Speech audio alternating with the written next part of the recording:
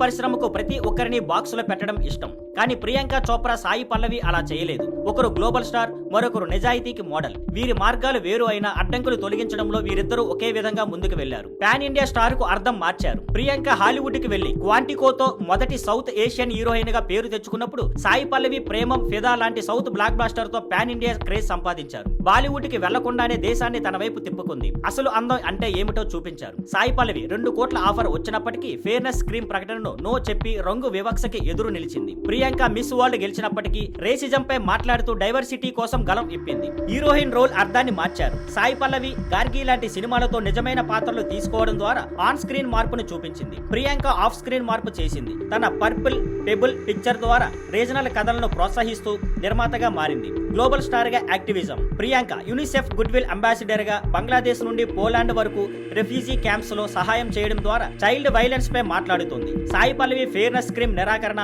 On screen నిజాయితీతో grass roots లో మార్పు తీసుకువచ్చింది. ధైర్యం, నిజాయితీతో legacy. Priyanka actress, producers, entrepreneur గా సీలింగ్ తొలగించి గ్లోబల్ ఎంపైర్ కట్టింది. Sai Pallavi 2020లో Forbes India 30 under 30లో గుర్తింపు పొందింది. నిజాయితీతో ఉండడం గ్లామర్ కన్నా విలువైనది అని చూపించింది. చివరిగా వస్తే ప్రియాంక, సాయి పల్లవి అనిపిస్తారు. శక్తి సాధించడానికి ఒకే మార్గం ఉండదు. ఒకరు సిస్టంలో ఉండే మార్చింది, మరొకరు చేరకుండానే మార్పును ప్రారంభించింది. వీరిలో ఎవరి ధైర్యం మూమెంట్ మీకు ఇష్టం? కామెంట్స్ లో చెప్పండి.